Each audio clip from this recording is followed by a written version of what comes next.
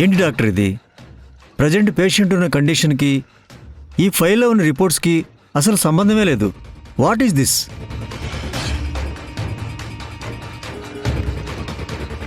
రోజు పేషెంట్ని మానిటర్ చేయాలి కదా. చిన్న డోసేజ్లో తేడా వచ్చిన పేషెంట్ ప్రాణాలకే ప్రాబ్లం అవుతుంది. ఇంత నిర్లక్ష్యంగా ఉంటే ఎలా?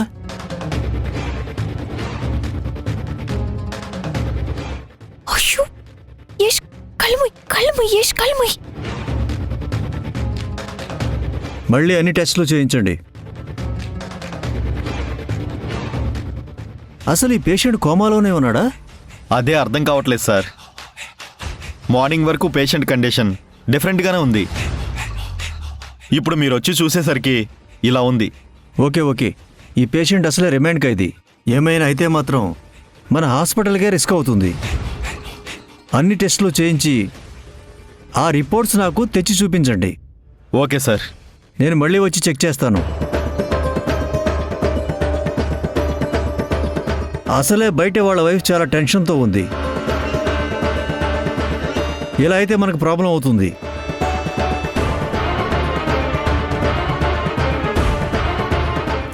డాక్టర్ గారు, మా హస్బెండ్కి ఎలా ఉంది డాక్టర్? బీపీ నార్మల్గానే ఉందమ్మా. యాక్చువల్లీ డాక్టర్,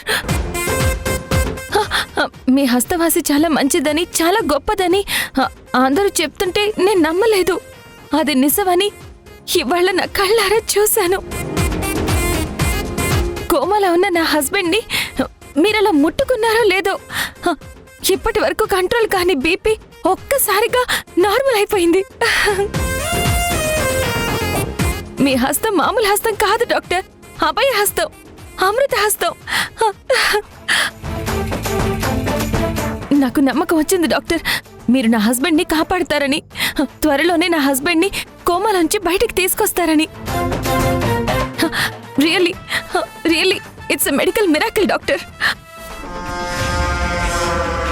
పాపం దండం పెట్టి మరి డాక్టర్ని వేడుకుంటుందంటే యష్కేదో సీరియస్ అనుకుంటా. యాక్చువల్లీ మీ హస్బెండ్కి ఎలాంటి ప్రాబ్లం ఉండదు. అయినా సరే అన్ని టెస్టులు మళ్ళీ చేయించి మీ హస్బెండ్ క్యూర్ అయ్యేలా చూస్తాం. You don't worry. Thank you.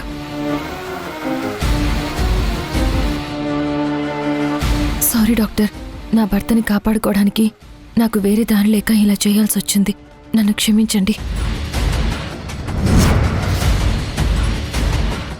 Boss ఇక్కడ జరిగింది ప్రతిదీ అప్డేట్ చేయమన్నాడు కదా, చేసేద్దాం. అమ్మయ్యా. సారీ డాక్టర్, నా వల్ల మీరు చాలా ఇబ్బంది పడాల్సి వచ్చింది. పర్వాలేదులేండి. ప్రస్తుతానికైతే మా చీఫ్తో ఏ ప్రాబ్లం లేదు. ఇకపై జాగ్రత్తగా ఉండండి. Okay doctor.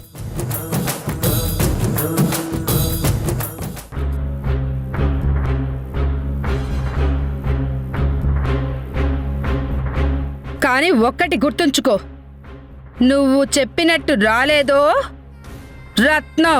రత్నగిరి రత్నం అందర్నీ దబిడి దిబిడి చేసేస్తా. నువ్వు వెళ్ళకూడదు అంతే. నువ్వు వెళ్తే నా మీదొట్టి. ఆ రత్నం ఇంటికొచ్చి ఆరాధ్య ముందే నా క్యారెక్టర్ గురించి బ్యాడ్గా మాట్లాడి చచ్చింది. ఆరాధ్యకి నా మీద డౌట్ వచ్చి నన్ను ఇల్లు వదిలి వెళ్ళొద్దని లాక్ చేసింది. ఇప్పుడు నేను వెళ్ళకపోతే ఆ రత్నం మావయ్య దగ్గర పంచాయతీ పెట్టి ఏం గొడవ చేస్తుందో ఏంటో. దేవుడా, ఏంటి నేను ఇలా ఇరుక్కుపోయాను?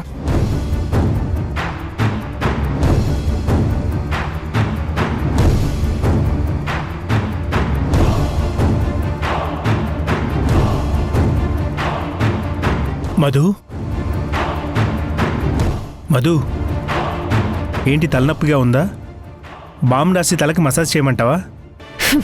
ఆల్రెడీ మీ అమ్మ, సింధు, ఆ రత్నం, ఆరాధ్య నలుగురు 4 వైపుల నుంచి నా తల అంటుతూనే ఉన్నారు. నువ్వొక్కడివే తక్కువైపోయావు. ఏమైంది మధు? ఎందుకంత ఇరిటేట్ అవుతున్నావు? జరిగే పరిస్థితులు నాకు చిరాకు తెప్పిస్తున్నాయి. ఆ చిరాకుతో నా తల చిట్లిపోతుంది. ఏం జరిగింది? ఆ రత్నం ఇంటికి వచ్చి డబ్బు గురించి నన్ను గబ్బు పట్టించి వెళ్ళింది. మ్యాటర్ మా మావయ్య దగ్గర తేల్చుకుందామని చెప్పి ఆవిడ్ని పంపించాను. ఇప్పుడు నేను అర్జెంటుగా అక్కడికి వెళ్ళాలి. వెళ్ళు, దానికెందుకు అంత టెన్షను?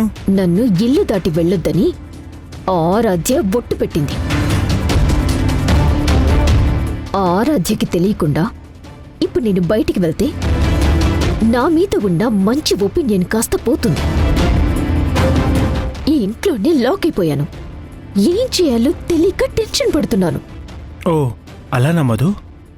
పెద్ద చిక్కే వచ్చిందే.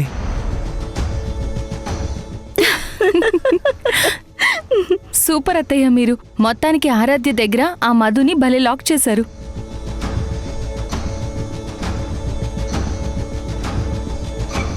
రత్నం వచ్చినప్పుడు జరిగిన సీను, మధు పడ్డ టెన్షన్ చూసి మీరు ఫుల్గా ఎంజాయ్ చేశారన్నమాట. బాగా ఎంజాయ్ చేశాను సింధు. కానీ ఏం లాభం? ఆ మధు ఆరాధ్యకి మాయమాటలు చెప్పి కవర్ చేసింది.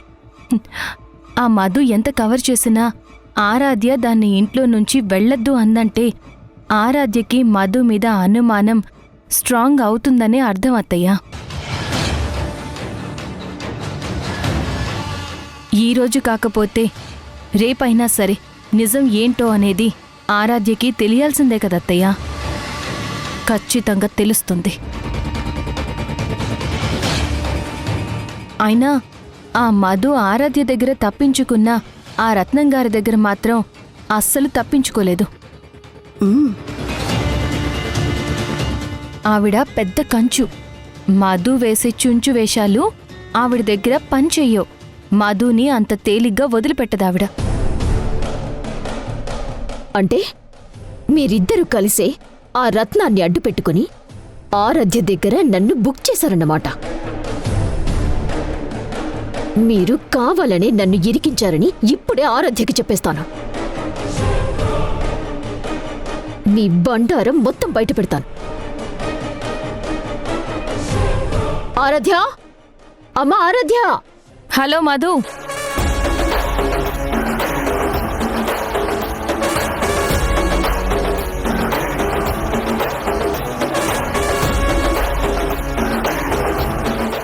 మా గురించి ఆరాధ్యకి ఏం చెప్తావు? నీ మీద తనకి అనుమానం స్టార్ట్ అయింది. ప్రెజెంట్ నువ్వున్న సిచ్యువేషన్లో ఏం చెప్పినా సరే అది నీకే రివర్స్ అవుతుంది.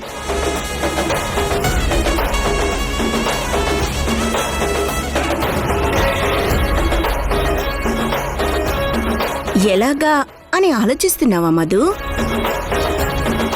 గోకంగా అక్కడ పుండైనట్టు మా గురించి నువ్వు పదే పదే ఆరాధ్యకి చెప్పటం మొదలు పెడితే ఆరాధ్యలో ఇంకో కొత్త అనుమానం స్టార్ట్ అవుతుంది అసలు.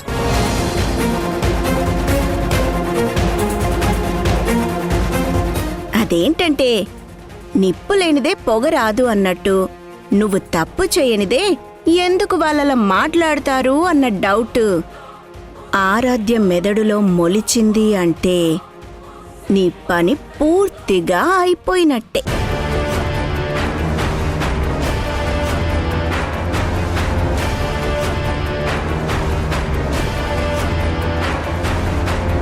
అది నిజమే. ఈ పిన్ని కంటే ఈ డూప్లికేట్ అమ్మే గొప్ప ఎక్కువ అన్నట్టుగా ఆరాధ్య దగ్గర బిల్డప్లు ఇస్తున్నావు కదా.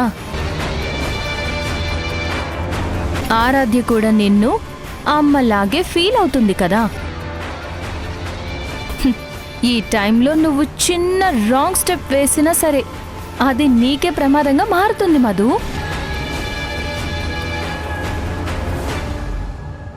నిన్ను ఇంట్లో నుంచి వెళ్ళొద్దు అని మాట తీసుకుంది.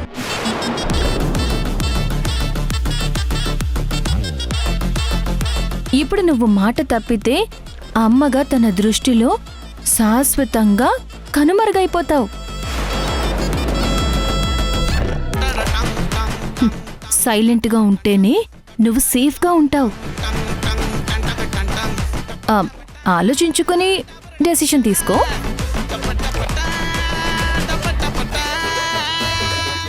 ఆరాధ్య దగ్గర నకిలీ అమ్మగా నువ్వు చేసే నటనకి అశుభం కార్డు వెయ్యటానికి ఈ అత్త కోడళ్ళం ఇక్కడ రెడీగా ఉన్నామని నువ్వు మర్చిపోకే. పదండి అత్తయ్య, వెళ్దాం.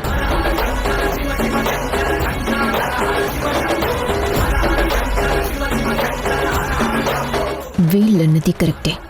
ఇప్పుడు ఏ చిన్న తేడా వచ్చినా అది వీళ్ళు అడ్వాంటేజ్గా తీసుకొని ఆరాధ్యని దగ్గరికి తీసుకుంటారు. ఆ పరిస్థితి రాకూడదు. ఇప్పుడేం చేయాలి? మావయ్య దగ్గరికి ఎలా వెళ్ళాలి?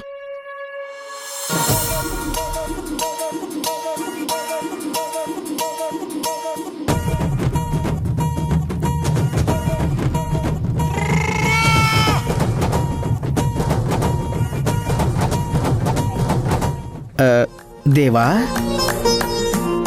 మీరిలా సడన్గా శీర్షాసనం వేశారు అంటే అర్ధ శీర్షాసనం.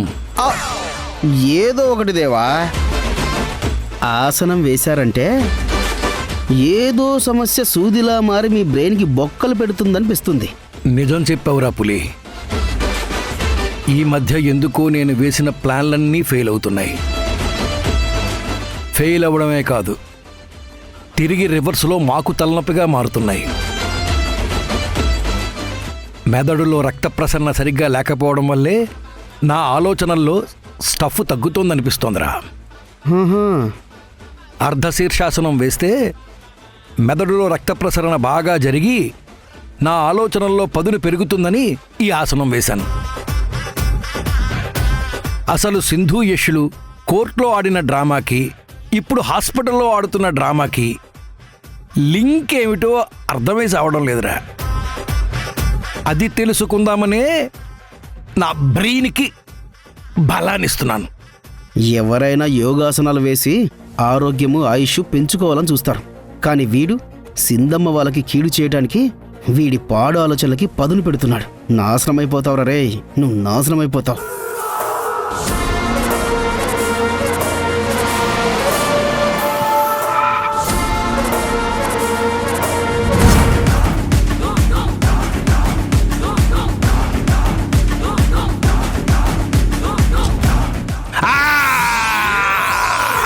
అమ్మో,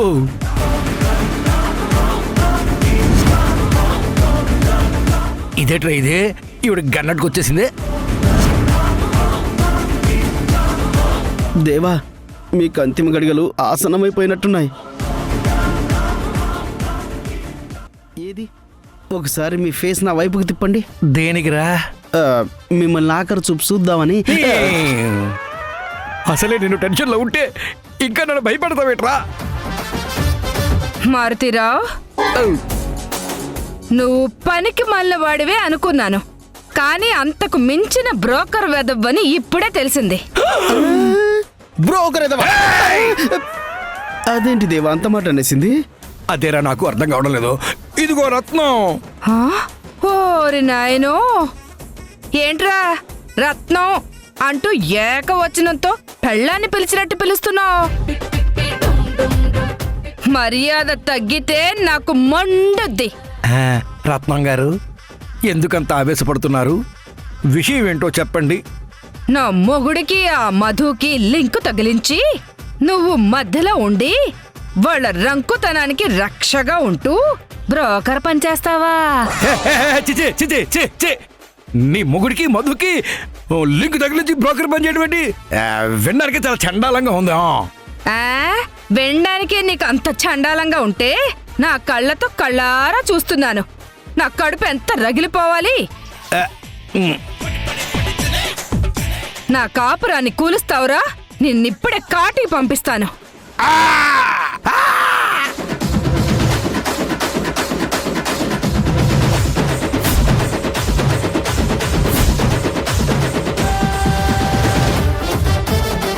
నీ కాపురం నేను కూల్చడం ఏంటి రత్నం గారు? నాకే పాపం తెలదు. ఓరి నాయనో, అంటే నీకు ఏమీ తెలియకుండానే ఈ పంచాయతీ అంతా నడుస్తుందా? పిలు, ఫోన్ చేసా మధుని పిలు. ఈరోజు అటో ఇటో తేలిపోవాల్సిందే. ఫోన్ చేయి, ఫోన్ చేయి. దేవా, త్వరగా ఫోన్ చేయండి, లేదంటే బుల్లెట్ బయటకు వచ్చి మీ బుర్రలో నుంచి దూసుకుపోతుంది. అప్పుడు అర్ధ శీర్షాసనం కాదు, డైరెక్ట్గా శవాసనమే. ఏయ్, ఏంటా గుసగుసలు? చెయ్యి, ఫోన్ చేయి త్వరగా. చెయ్యండి దేవా. రత్నం గారు, మీరు తొందరపడకండి. ఇప్పుడే మీ ముందే మధుకి ఫోన్ చేసి రమ్మని చెప్తాను. చెయ్యి. చెయ్యి చెయ్యి.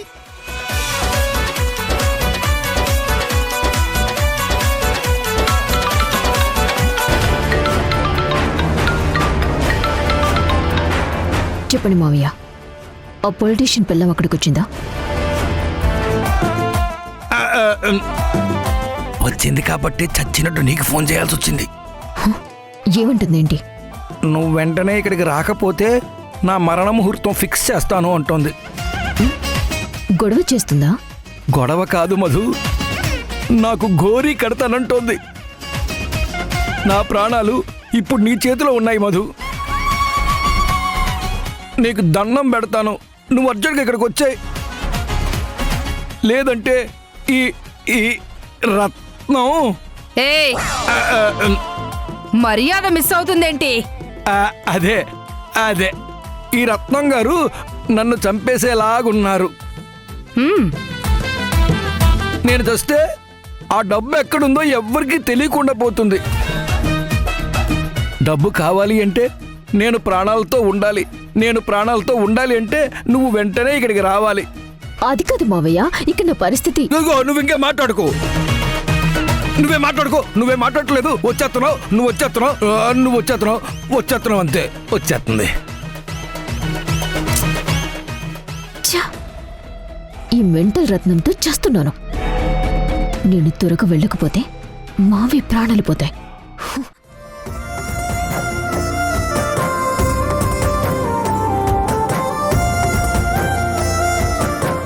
తీసుకోండి అత్తయ్య.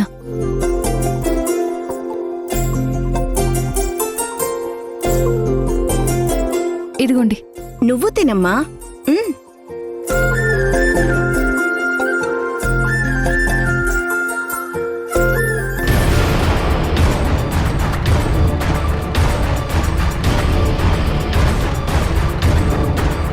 నన్ను ఇబ్బందుల్లోకి నెట్టి ఈ అత్త కోడళ్ళు ఇద్దరు యాపిల్స్ తింటూ ఆనందపడిపోతున్నారు.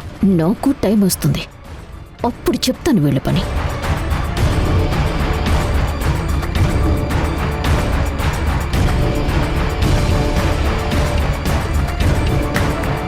హలో, ఏంటి? హడావిడిగా ఎక్కడికో వెళ్తున్నట్టున్నావు. ఎక్కడికేంటి? నేనెక్కడికి వెళ్తే నీకెందుకు? ఏదో అర్జెంట్ పని అనుకుంటా సింధు, అందుకే అంత కంగారుగా వెళుతుంది. నువ్వు ఇల్లు దాటి వెళ్ళాలి అంటే ఆరాధ్య పర్మిషన్ ఉండాలి కదా మధు.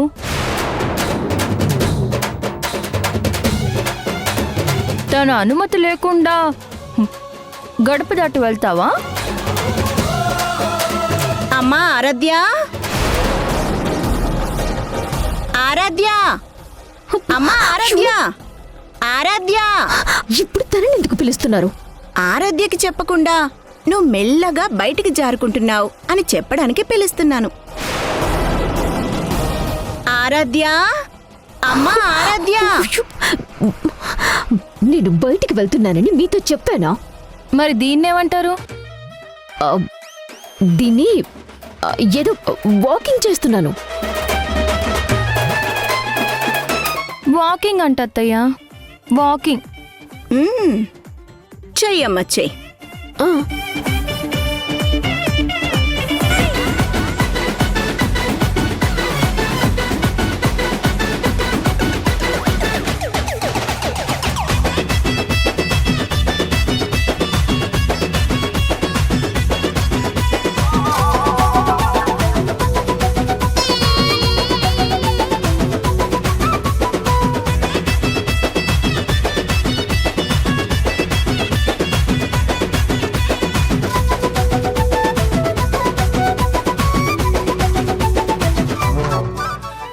వెళ్తే ఆరాధ్యతో చావు, వెళ్ళకపోతే ఆ రత్నం మావయ్యతో చావు. అది చాలదు అన్నట్టు ఈ సింధు అత్తయ్య కలిసి నాతో ఆడుకుంటున్నారు. మధ్యలో నేను చేస్తున్నాను. ఛ!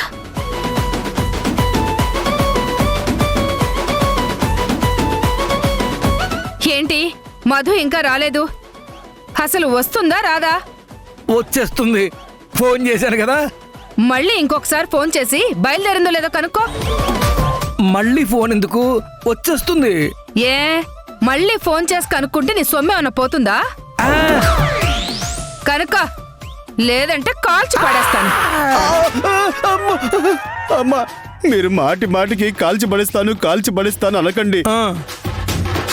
చూడండి నాకేమో కాళ్ళు చేతులు ఎలా వణికిపోతున్నాయో. రత్నం గారు మీకు దండం పెడతాను. ఆ గన్ను కిందకి దించండి. మీరు చెప్పినట్టే నేను ఫోన్ చేస్తాను. చేస్తాడు. ముందు ఫోన్ చేయవాయ్. ఏయ్ స్పీకర్ ఆన్ చేయి.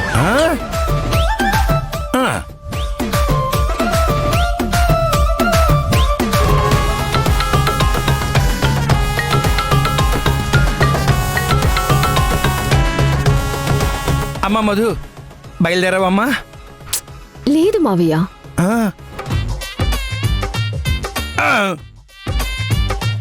ఇక్కడ నేను ప్రాబ్లంలో ఇరుక్కుపోయాను, అందువల్లే బయలుదేరలేదు. నువ్వు బయలుదేరకపోతే నా శవానికి తల కొరివి, చిన్న కర్మ, పెద్ద కర్మ అన్నీ నువ్వే చేయాల్సి వస్తుందమ్మా. త్వరగా వచ్చేయమ్మా. నేను రావాలి అంటే కొంచెం టైం పడుతుంది మావయ్య.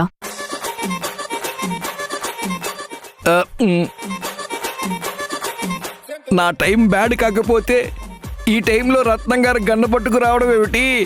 ఇదే టైంలో నీకు ప్రాబ్లం రావడం ఏమిటి? అంతా నా కర్మ. ఏయ్ ఏంటే నాటకాలు ఆడుతున్నావా? రత్నం, రత్నగిరి రత్నం ఇక్కడ. నాకు మీ హెల్ప్ కావాలి. ఇప్పుడు నువ్వు బయటికి వెళ్ళాలి. ఆ విషయం ఆరాధ్యకి తెలియకూడదు, అంతే కదా? ఇప్పుడు నేనున్న సిచ్యువేషన్లో నాకు మీరే దిక్కు. ఇప్పుడు నేనేం చేయాలి? మీరే చెప్పండి. నా కాళ్ళు పట్టమను సింధు. నేను మీ కాళ్ళు పట్టాలా? నీకు ఒకే ఒక్క నిమిషం టైం ఇస్తున్నాను. గట్టిగా పట్టవే, గట్టిగా పట్టు. గట్టిగా నీ చెంపలు వాయించుకో.